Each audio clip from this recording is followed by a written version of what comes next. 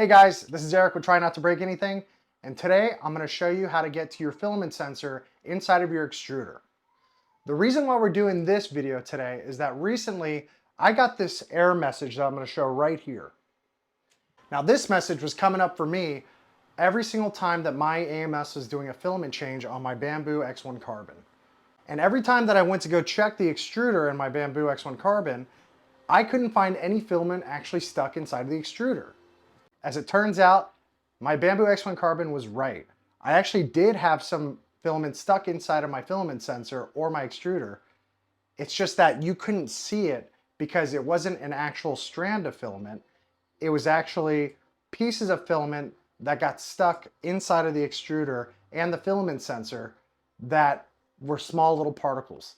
So today I'm going to show you guys how to access your filament sensor because we're going to clean our extruders today and we're going to make sure that we don't have any more issues going forward.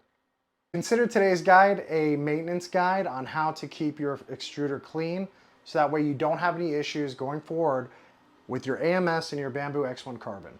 All right, for today's repair, you're going to need a few tools. So today we're going to need our H2 Allen wrench, which is right here, and you're also going to need an H1.5 Allen wrench.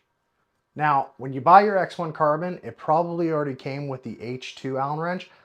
In fact, I know it did.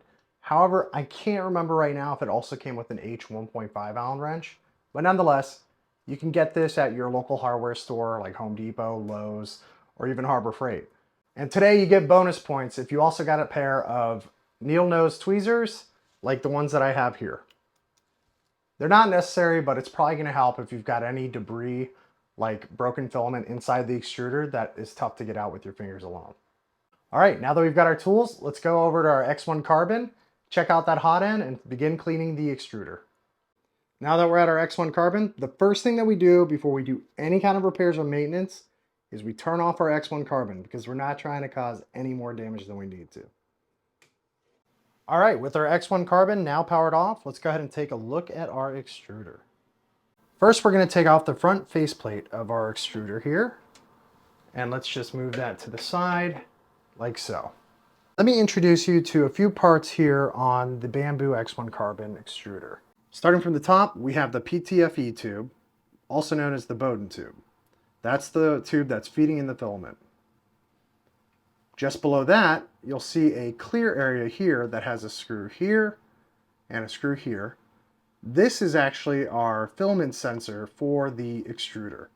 This part right here is what tells your machine whether or not the extruder has any kind of filament inside of it. This black area here, this is actually your extruder. Your X1 Carbon actually uses a direct drive system, and the reason why it's called a direct drive system is that the extruder is actually directly above the hot end, and it's directly driving the filament into the hot end. And last but not least, you've got the hot end itself at the bottom here, which is the part of the extruder that heats up your filament, melts it, and then spits it out and creates whatever object you're trying to do. Some honorable mentions for this extruder happens to be the filament cutter right here. If you follow along, this handle pushes in a blade that slices across between the direct drive extruder and the hot end, and it cuts the filament. Now, where it cuts the filament here, that's where you're going to find a lot of the debris from your filament because of all the cutting that's going on down here. Every time there's a filament change with your AMS, your extruder goes all the way to the front left corner of your printer and it pushes up against the wall, causing this lever to push in and cut the filament. This is going to cause a buildup of debris eventually, which is why it's important to regularly clean out this area of your extruder. And you do that by removing the hot end, which I'll show you in just a moment.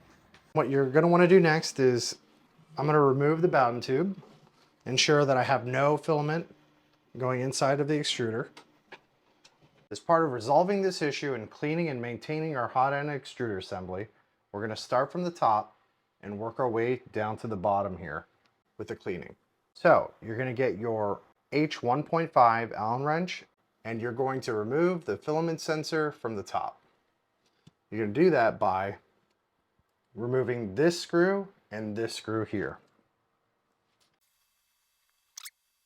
Okay, in order to remove the filament sensor, you're going to lift up on this part right here, okay, to get that out of the way. And very gently yet firmly, you're going to grab this plastic piece here and slide it out to the left. And you're going to pull it out completely. All right, now with the filament sensor out, you're going to go ahead and examine it to see if there's any plastic debris hanging out anywhere inside. If there is, you're going to go ahead and pull those pieces out. And I would suggest that you use some needle nose tweezers to go ahead and pull out any pieces, and just make sure that this is generally clean from any kind of filament debris. Make sure that you're gentle with it because it does have a magnet inside, and you don't want to damage this piece because it will prevent you from printing in the future unless you replace it. You're also going to want to examine this area here to make sure that there's no plastic filament inside of there. You can go ahead and blow that with some compressed air, or you can just take a microfiber cloth and just sweep out any debris that is stuck inside there. Now is also a good time to take this opportunity to clean the extruder here, the gear, and examine it to see whether or not there's any kind of debris here. You're actually going to find that there's going to be a lot more debris than other areas of your extruder because the cutter is right here, and every time it cuts, you are going to find some kind of debris from filament that is going to bunch up or start to collect in this area. So with some compressed air, go ahead and clean that area, get all of the filament particles out, and make sure that that area is generally clean. All right, you're going to remove the hot end from the extruder assembly by removing this screw and this screw using your H2 Allen wrench. Let's go ahead and do that now. All right, with both screws out, the way to pull out the hot end is gently yet firmly. Go ahead and slide the hot end out from the bottom. Careful pulling it too hard because it is connected to a bunch of wires. You don't want to damage those. And you're going to want to make sure that the hot end is free of any kind of debris. You may see some filament still inside the hot end. That's okay, as long as there's no debris on the inside here or on the top of your hot end. The last step to this cleaning process is you're going to want to go ahead and remove the cutter out of the position that it's in right there, so we can go ahead and get all of the filament debris that is hiding away in the extruder. And the way to do that is to get your H1.5 Allen wrench key, and you're going to push in your cutter just a little bit. You're going to hold it there, and you're going to begin unscrewing this black screw right here, which is the stopper for the cutter. Now, you don't have to remove the screw all the way, but just enough to where that stopper is no longer working. And here's your cutter. Be careful, it's very sharp, or at least it should be. And go ahead and examine it now, since you've already gotten this far, to see whether or not it needs to be replaced. Now, in my case, you can see that the blade is starting to become dull. For me, I'm going to go ahead and replace this cutter while I'm here, because I don't want to have to do another cleaning so soon. If I could just replace the cutter right now, I'll be good to go on future prints for a while.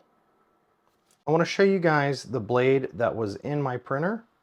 You can see that the blade is starting to dull out, which is probably the cause of why my AMS is failing to, quote unquote, pull out the filament on every filament change.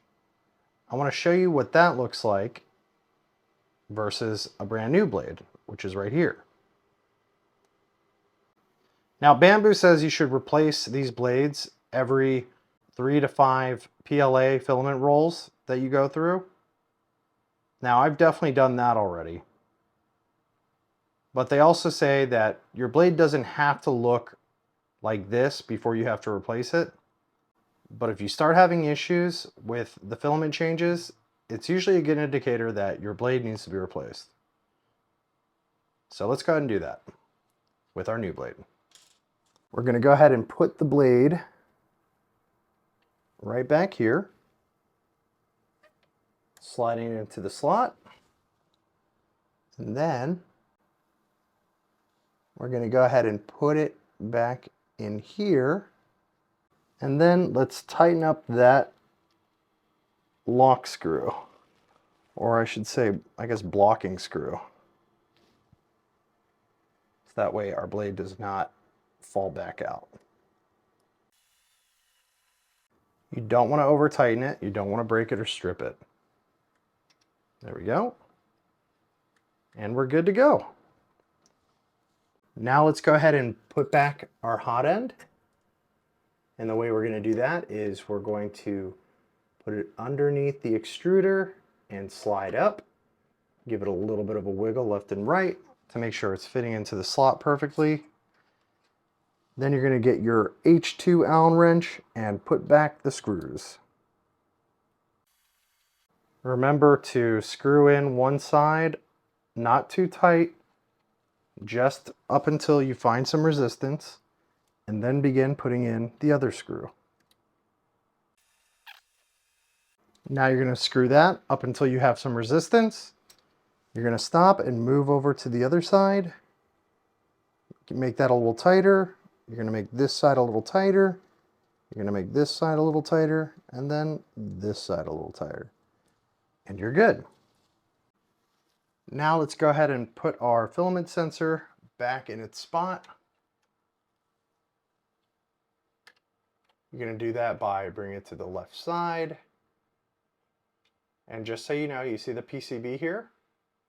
That is going to go facing the left side of the extruder assembly. You're going to go ahead and lift up this Bowden coupler so you can get it to slide inside the extruder slot. Okay, now we're going to push it over to the right.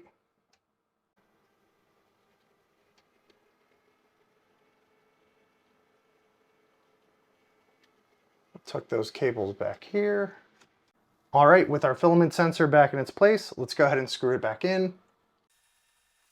Replacing the first screw in. All right, and with the first screw in, let's put in our second screw. Be sure not to over tighten. You don't want to strip this. Okay.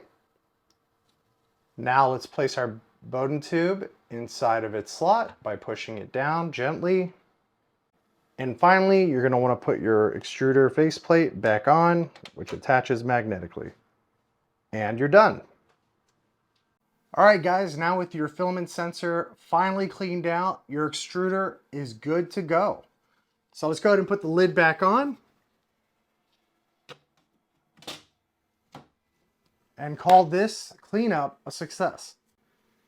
All right, guys, thank you guys so much for watching this video. I hope you guys learned something today. If this is the first time you've ever had to do a cleaning of your extruder, now you know how to do it. Let me know in the comments if you know an easier way to do this process. To me, I don't think it was that tough, and I hope that if you get around to cleaning your filament sensor or extruder, you find it just as easy as I did. I also promised a few of my subscribers and viewers that I would give them a shout out because they stuck through it all the way to the end of my last video on how to dry your filament with the X1 Carbon. If you haven't seen that video yet, go ahead and check out that video right here. And to make good of my promise, I want to give a shout out to Jackhammer AU9961. Thank you, my brother from Australia. It's awesome to know that I got people in Australia watching my videos. Never thought that would happen. Glenn Felpel 9785. Thank you for thinking that that video was pretty interesting. I also am a nerd, believe it or not. I thought it was also an interesting video, which is why I did the video. I just wasn't sure if anybody would also be interested in that same topic, but it's good to know we're both nerds on this. Awesome. Of course, my brother, the guy of all trades, he's got an awesome channel. He will teach you literally how to fix anything in the house, your car, your vehicles, all that stuff. This guy literally is the guy of all trades. Go check out his YouTube page. It's awesome. And last but not least, JT Moore 42. Thank you, brother. Appreciate you making it through the entire 8-minute video. I too think it's pretty cool that it has this feature, but to be honest, like I said in the last video, I'd never do it again. Guys, I love reading the comments you guys are leaving me on my videos. I'm really excited to see the pace in which this channel is growing. I'm really enjoying making the videos for you guys, including for myself. And I hope that you guys will stick around, or if you're a new viewer, you consider subscribing to my channel so you don't miss any of the future videos that I have planned coming up. And I wanted to give you at the end of this video a little sneak preview on something that I'm working on in the background. And this is just part of it. But let me know in the comments what you think it is, unless you already know what it is. And I'll know if you know. All right, guys, that's it for today. See you on the next one. Bye.